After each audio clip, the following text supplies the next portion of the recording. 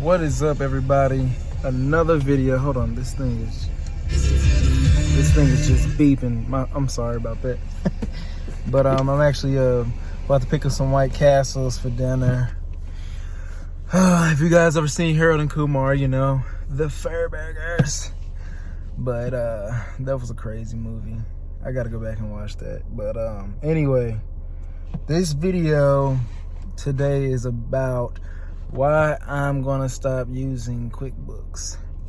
So earlier this year, 2022, my accountant kind of went missing on me. So that kind of like mentally messed me up, because you know when you invest in somebody, which it is an investment in somebody, and vice versa. And they just like, it's kind of like an employee or, you know, somebody that you really depend on to be there for you during those tough times, which is tax times. Anyway, that had gone way left. And then, give me 1 second.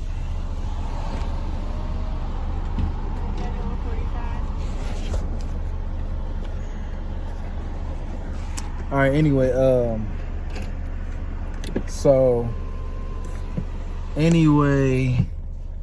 yeah, so I want to say about five or 6 months ago, I started QuickBooks, you know, just looking for another avenue, you know, to kind of depend on somebody else. And, ooh, somebody got a Rivian over there. I don't even know if I said it right. Rivian, yeah. Somebody got a Rivian truck over there. It's crazy. Hold on. If you gave me 31, it's 45. I thought I gave you 30. No, you just gave me 31. It was just 31? Yeah. Damn.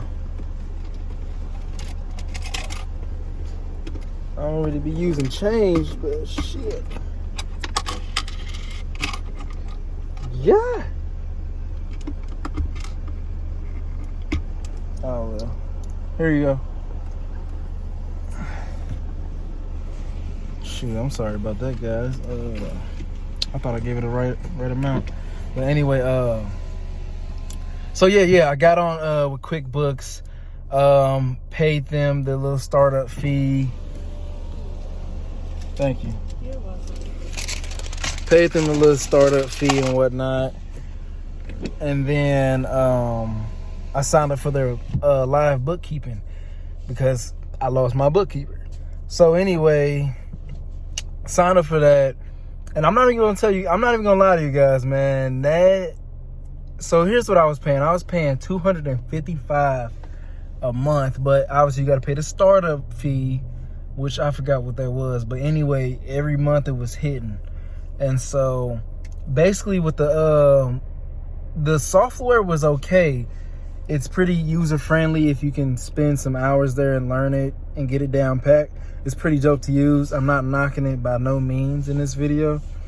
But for one, the cost was kind of expensive, and a lot of people might say, hey, $250 that's not bad. And I honestly think that's not actually bad. Like, okay, $250 a month, that's like, okay. You know, that's pretty reasonable. But where it got me was, and I don't know if some of you guys can relate to out there, or even if you guys are starting your detailing business or any kind of other business, and you're looking for, you know, a bookkeeper, or, you know what I'm saying, a CPA of some sort. When I was doing the bookkeeping, it's like I kind of got somebody assigned to me, which I liked, but then I kind of got assigned to somebody else like a couple months later, which I didn't like that fact. Because they told me in the beginning, hey, once you get somebody, they're going to be with you the whole ride. So I was like, okay, that's cool. But I know that's obviously, you know, not real in the real world. But anyway, that was kind of one of my pet peeves right there. I kind of switched advisors. So then I had to send them everything that I already sent them. And that right there was the biggest thing to me. It wasn't so much that I switched advisors. The biggest thing to me was I literally had to send them. I gave the platform access to everything so they could see everything going in, coming out. But I still had to send them, you know, the files from my banks and stuff like that. And so I would have to send them, I would have to go on my accounts and, reconcile them and, turn into PDF form or something like that, some type of form. And I would have to do that for every one, like every bank account, I got Square set up. I stopped using Venmo and Cash App, so you guys should definitely stop using that. Stop taking payments through that. Just use it for personal. So I did that as 2020 came around. That's when I started my business. So Venmo, Cash App, and that was kind of an easy way for people to pay. So, I was doing it for a while. So I had to go in there and get those. I had to go here and get those. But every month they will send me a notification. Hey, we need this. Hey, we need this. Hey, we need this. And it got to the point to where I was like, well, I kind of hired you guys, in my eyes, to do all this for me. I don't know why I'm paying you what I'm paying you, and I'm still having to be the middleman and send you stuff when you got the things for it to it. All right, thank you. Can I get some honey mustard in there?